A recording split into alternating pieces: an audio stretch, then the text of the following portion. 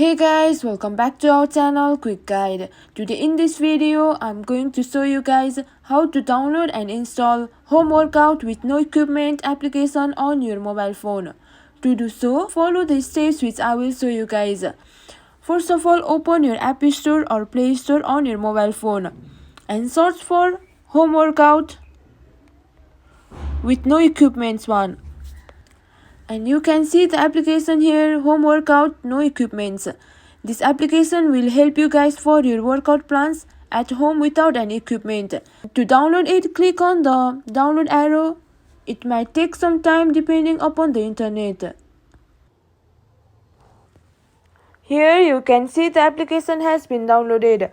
Click on the open button to open it and enjoy the features of the application. You can click on the start button to start the app. By this way you guys can use this application for your workout routines. So that's all for this video guys.